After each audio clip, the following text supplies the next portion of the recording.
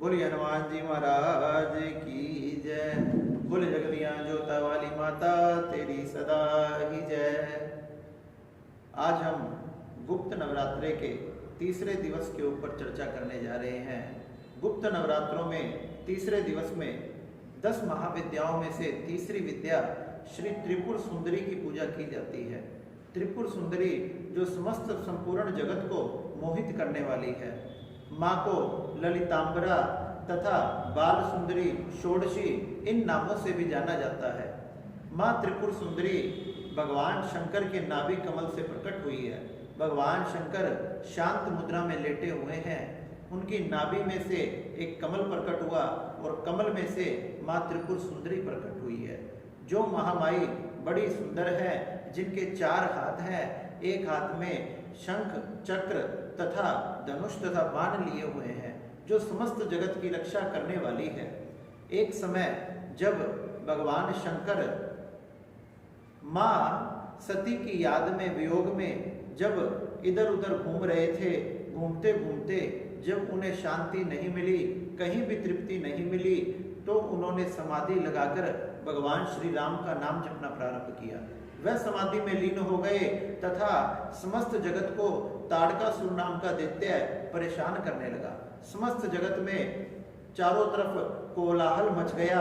समस्त जगत को लूटने लगा, मारने लगा तथा देवताओं को भी अपने स्थान से निकाल दिया। इंद्र को अपने पद से निकालकर इंद्रपुरी पर राज्य स्थापित कर लिया। इस प्रकार सभी देवता बड़े परेशान हुए। ब्रह्मा जी की शरण में पहुंचे। ब्रह्मा जी की शरण में पहुंचे तो ब्रह्मा जी ने बताया, ताड़कासुर को वरदान है कि भगवान शंकर के पुत्र द्वारा मारा जाएगा और भगवान शंकर तो समाधि में लीन है। तो सभी देवी देवताओं ने कामदेव को बनाया कि तुम जाकर भगवान की समाधि खुलवाओ। कामदेव ने धनुष बाण लेकर भगवान शंकर के सन्मुख जाकर अपने धनुष पर बाण चढ़ाकर भगवान शंकर की तरफ छोड़ दिया। भगवान शंकर ने देखा कि मेरा मन चलायमान कैसे हो गया। नेत्र जैसे ही खोल के देखे, सामने कामदेव खड़ा था। क्रोध के कारण तीसरा नेत्र खुल गया। तीसरा नेत्र खुलते ही भयंकर अग्नि प्रकट हुई और कामदेव जलकर भस्म हो गया। जैसे ही कामदेव जलकर भस्म हुआ, रति रोने लगी, विलाप करने लगी। भगवान शंकर ने वरदान दिया कि तुझे तेरे पति की प्राप्ति द्वापर युग में होगी, जो कि भगवान श्री कृष्ण का पुत्र बनकर प्रकट होगा।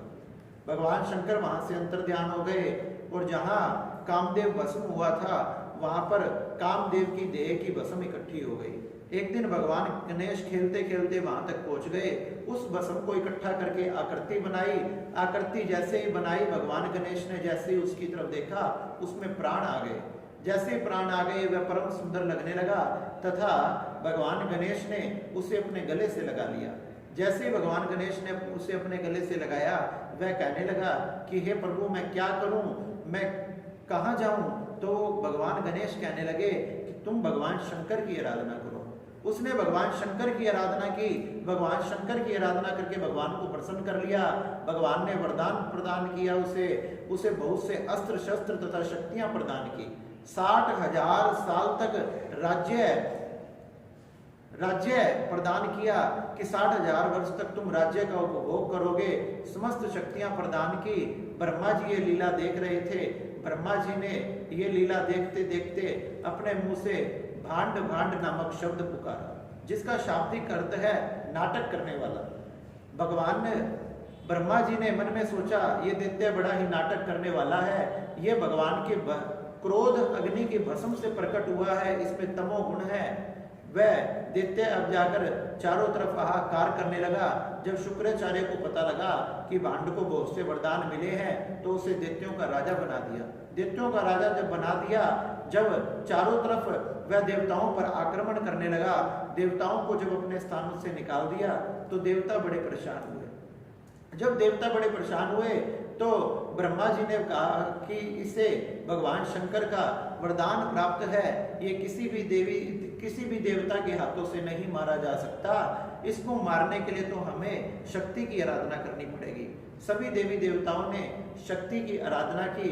शक्ति की आराधना की तो जैसे ही वो दैत्य देवताओं को मारने के लिए, आक्रमण करने के लिए आया, तो शक्ति ने एक ज्योतिर्मयी दीवार खड़ी कर दी। जैसी ज्योतिर्मयी दीवार खड़ी की, उसके पास बहुत से अस्त्र शस्त्र थे, उस अस्त्रों तथा शस्त्रों से उस दीवार को तोड़ दिया। माँ भगवती ने फिर से दीवार खड़ी कर दी, उसने फिर से दीवार को तोड़ दिया।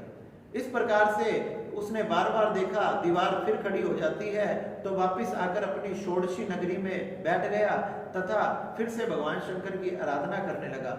फिर भगवान को प्रसन्न कर कर बहुत से वरदान प्राप्त किए। जब देवताओं ने देखा अब तो इसे बहुत से वरदान मिल गए हैं, अब हमने क्या करना चाहिए?